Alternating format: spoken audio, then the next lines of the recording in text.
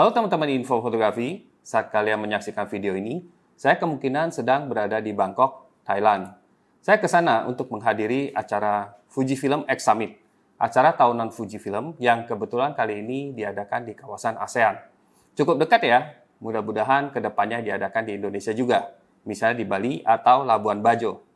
Saya beruntung sudah dipinjemin kamera Fujifilm X-S20, kurang lebih 2 minggu sebelum X Summit, sehingga saya bisa mencoba dan memberikan pandangan tentang kamera ini dan juga perbandingannya dengan kamera Fujifilm X-S10 yang saya miliki. Dari desainnya, kalau kita lihat hampir mirip ya, sekilas keduanya sama. Hanya ada tulisan di labelnya yang berbeda, yang satu XS10 dan yang lainnya XS20. Tapi setelah kita inspeksi lebih detail, ada beberapa hal yang berbeda. Misalnya, gripnya sedikit lebih tebal untuk memuat baterai yang lebih besar. Baterai yang digunakan XS20 ini sama dengan baterai yang digunakan kamera kelas atas Fujifilm, seperti tipe X-T5, X-H2, yang kapasitasnya lebih kuat dan juga lebih efisien. Di tempat yang sama, XS20 juga menyediakan satu slot SD card.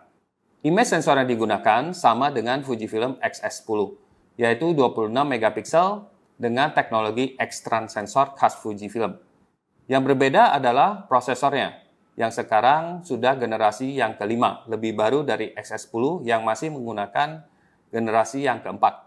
Jadi secara umum terasa lebih cepat dan memungkinkan spesifikasi yang lebih tinggi di video maupun di fitur-fiturnya. Yang saya rasa paling signifikan adalah peningkatan dari sistem autofokusnya, yang kini deteksi subjeknya jauh lebih lincah. Kalaupun subjeknya berada di kejauhan, masih bisa dideteksi dengan mudah. Untuk foto potret misalnya, kamera dengan jitu dan lebih cepat untuk mendeteksi wajah dan mata meskipun subjeknya masih di kejauhan.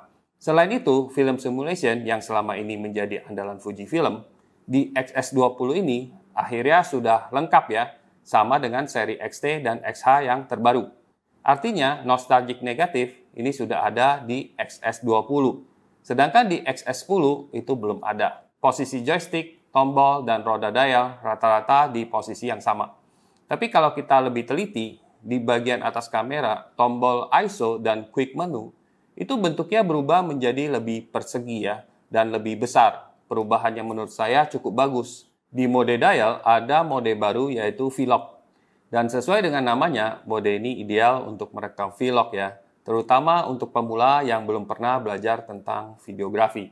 Di mode ini ada beberapa menu yang membantu sekali, seperti ada pilihan prioritas autofokus ke produk, bukan ke wajah, dan membuat latar belakang fokus atau tajam, dan lain-lainnya.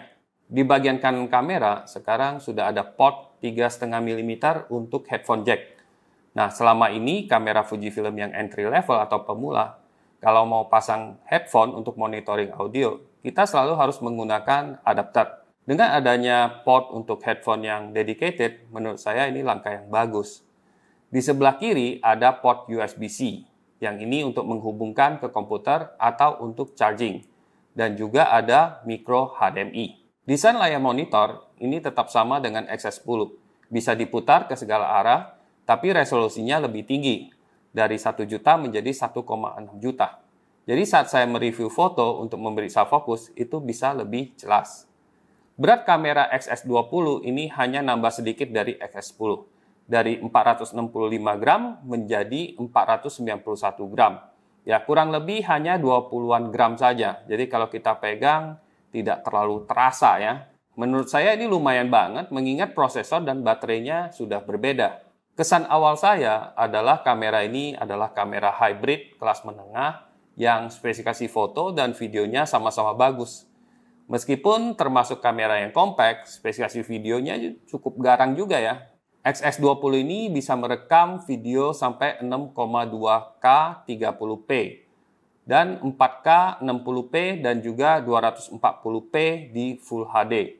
Kualitas 422 10 bit internal juga bisa, disertai dengan pilihan merekam video dengan f-log gamma. Saya melihat peningkatan XS10 ke XS20 ini sangat positif Karena kamera ini mempertahankan apa yang bagus dari XS10, yaitu ukurannya ringkas dan juga pegangannya ergonomis, tapi meningkatkan kecanggihan sistem autofocus dan kapasitas baterainya yang menurut saya semakin penting ya, terutama untuk teman-teman yang senang merekam video.